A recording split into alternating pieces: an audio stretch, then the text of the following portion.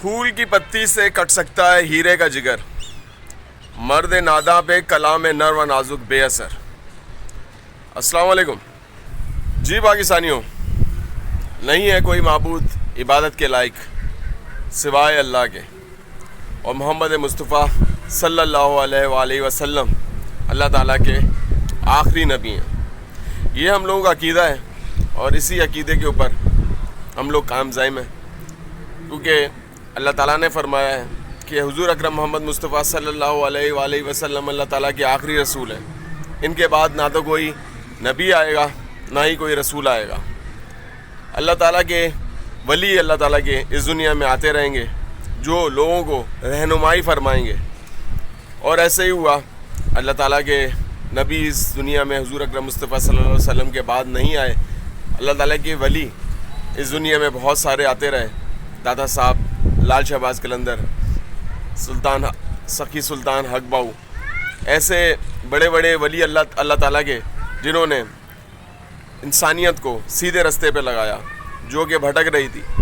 ایسے نیک لوگ جو کہ اللہ تعالیٰ کی رضا کے لیے بغیر کسی مقصد کے بلکہ اپنے اہم مقصد کے وہ کام کرتے رہے، اور اللہ تعالیٰ کے لیے لوگوں کو تیار کرتے گئے، جو کہ جن میں لوگوں نے اللہ تعالیٰ کے دیدار تک بھی پہنچے، اللہ تعالیٰ کے پیار تک، خلوص تک بھی پہنچے۔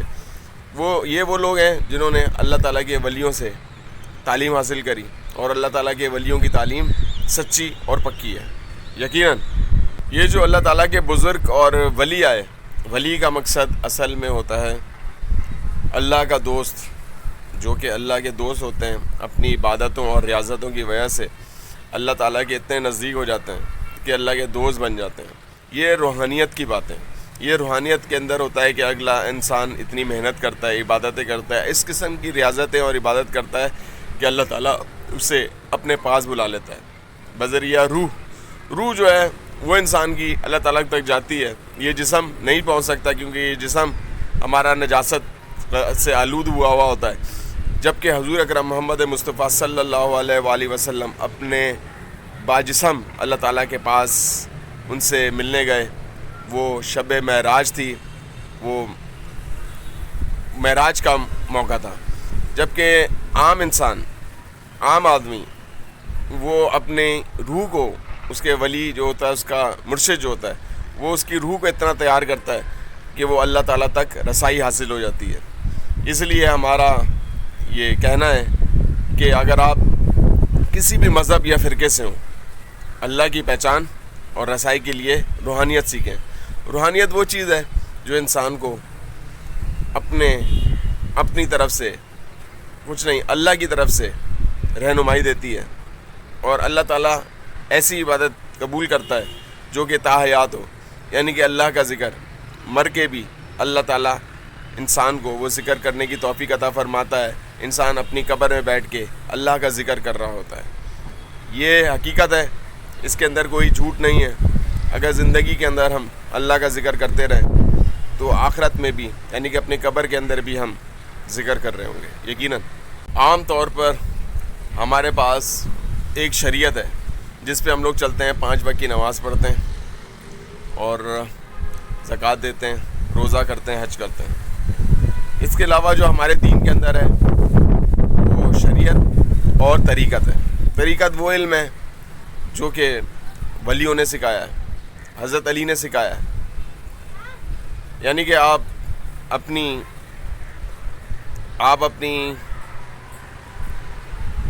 صدقہ دیتے ہیں، جیسے کہ وہ اس کے اندر آپ 75% دینا ہوتا ہے۔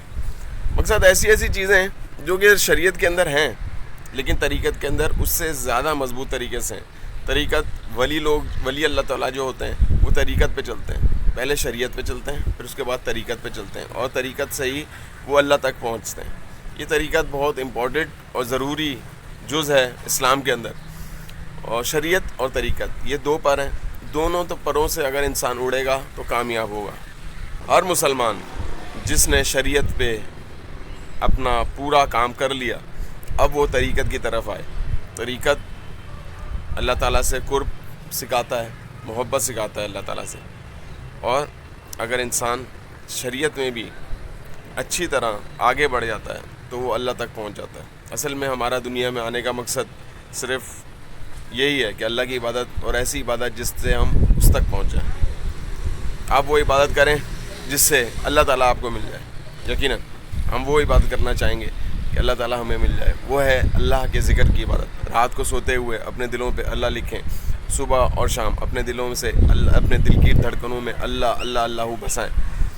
3 دن کے اندر انشاءاللہ تعالیٰ اللہ تعالیٰ آپ کے دل میں اللہ اللہ بسا دے گا، اور آپ کا مرشد وہ چننا آپ کو ہے۔ اللہ کا کامل مرشد چنیں جو آپ کو اچھا لگے، جو آپ کا بھائی ہو، بہن ہو، ماں ہو، باپ ہو، جو بھی ہو۔ اللہ کا ایک نیک بندہ جو آپ کے دل پہ اللہ لکھ رہا ہے، ایسا مرشد چنیں جو کہ آپ کو فائدہ پہنچا سکے، فائدہ اللہ کے ذکر کا فائدہ۔ اس روحانیت کو سمجھیں اور اپنے مرشد کی تلاش کریں۔ السلام علیکم۔